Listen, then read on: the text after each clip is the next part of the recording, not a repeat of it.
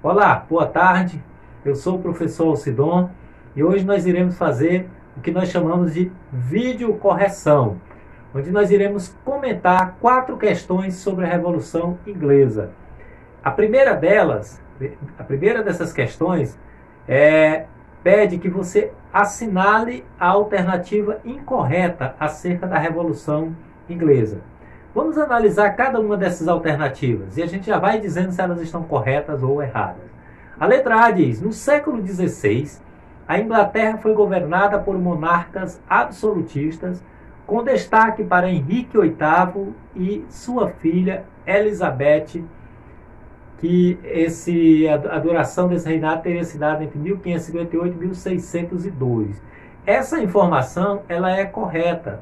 Eles fazem parte da dinastia Tudor, né, que vai anteceder a dinastia Stuart, que é aquela dinastia que vai estar no poder quando ocorrer a Revolução Inglesa. Então, Henrique VIII e Elizabeth, a rainha Elizabeth I, são os dois maiores representantes, né, desse período do absolutismo francês. Então essa lei está correta, então não marque essa. A letra B diz: a Rainha Elizabeth adotou uma política de incentivo e proteção ao comércio e às manufaturas inglesas. Essa é uma das principais características do governo da Rainha Elizabeth. Essa informação está correta. O protecionismo e o incentivo ao desenvolvimento do comércio na Inglaterra. Então essa alternativa está corretíssima.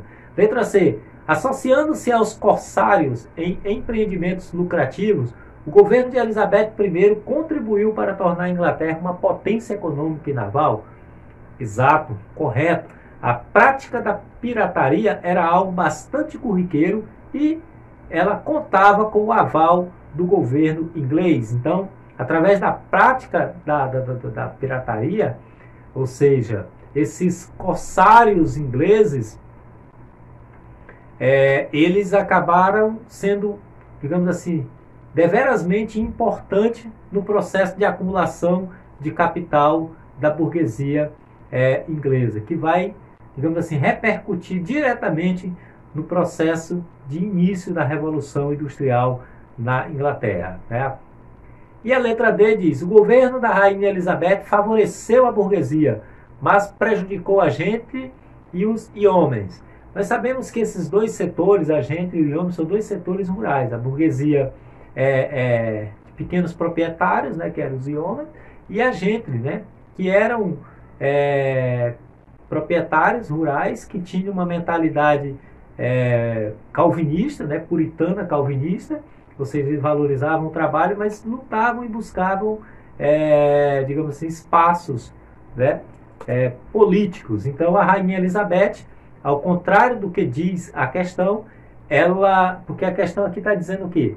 Que ela apoiou a burguesia, verdadeiro, mas está dizendo que prejudicou a gente e os homens. Falso. Ela também incentivou esses dois grupos, até para harmonizar o processo político que estava ocorrendo dentro da Inglaterra, para evitar qualquer processo de ebulição política. Vamos para a segunda questão.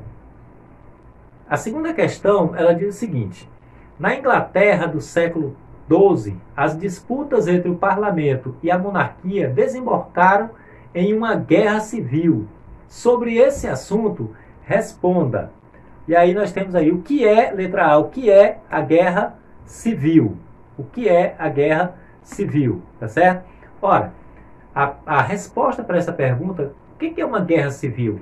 Uma guerra civil é nada mais, nada menos do que um conflito interno entre facções ou grupos de um mesmo país, né? Quando essa guerra ela é interna, nós chamamos ela de guerra civil. Ok? A letra B diz assim: que grupos sociais e religiosos lutaram ao lado do rei e quais lutaram ao lado do parlamento? Acompanhando o rei, né? Os grupos sociais e religiosos que acompanharam, que lutaram ao lado do rei, foi o quê? A nobreza e a burguesia monopolista de religião anglicana ou católica. Esses grupos lutaram ao lado do rei.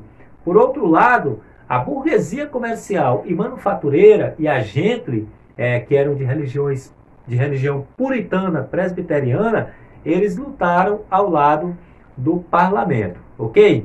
Vamos para a nossa terceira questão. Vamos lá? Terceira questão. Aqui já está. A terceira questão diz: sobre os atos de navegação, responda. O que foram esses atos? O que foram os atos de navegação? Terceira questão, está aí no quadro aí. Bom, os atos de navegações, eles foram um conjunto de leis que determinavam que todas as mercadorias que entrassem ou saíssem por portos ingleses, da Grã-Bretanha, eles deveriam ser transportados por navios pertencentes aos países produtores. Essa medida ela foi determinada, criada na época do Oliver Cromwell, né? E essa foi uma medida importante, porque ela neutralizou, de certa forma, um dos principais concorrentes da Inglaterra sobre o domínio dos mares, que era a Holanda, que controlava os mares, fazendo e lucrando bastante com o transporte de mercadorias, mesmo não sendo produtora de bens e consumos em nenhuma das colônias. Tá bom? E a segunda questão, a letra B, diz assim: que relação podemos estabelecer entre os atos de navegação e a ascensão da Inglaterra à condição de rainha dos mares? Acabei de falar, né?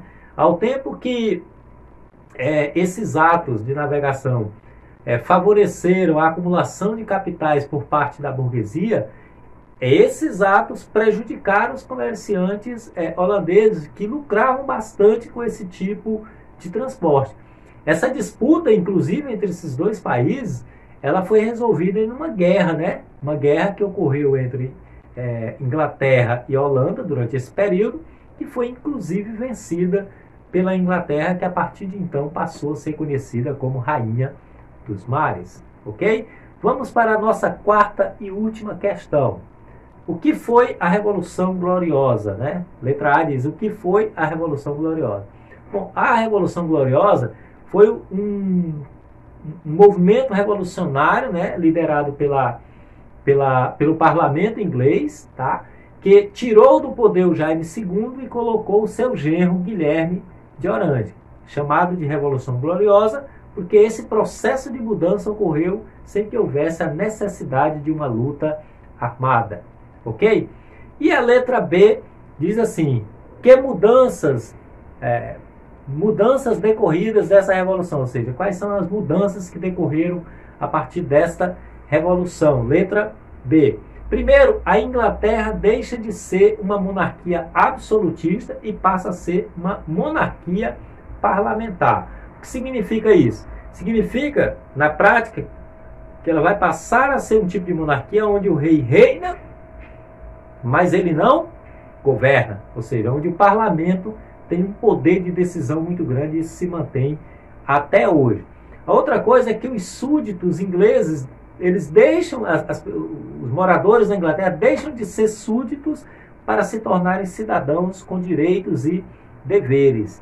E mais uma coisa, uma consequência desse processo de mudança, foi justamente o impulso que o capitalismo inglês teve, né, que vai refletir, inclusive, no pioneirismo inglês na Revolução Industrial. E, finalmente, nós temos aqui a outra questão, a letra C, diz a relação entre a Revolução Gloriosa e a Revolução Industrial na Inglaterra.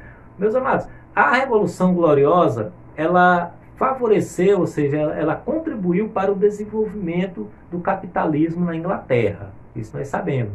E ela favoreceu, digamos assim, a ampliação dos negócios, tanto da burguesia quanto da gente. E isso vai ser fator fundamental no processo de acumulação de capital que vai culminar com a Revolução Industrial na Inglaterra. Eram essas as questões que nós tínhamos para comentar hoje. Eu espero que você tenha gostado. Se você gostou, deixa aí o seu comentário no nosso vídeo, dá um like aí. E não esqueça, se você não é inscrito nesse canal, faça a sua inscrição. Nós estamos com uma promoção. Quando nós chegarmos a 1000 inscritos, eu tenho uma surpresa para você.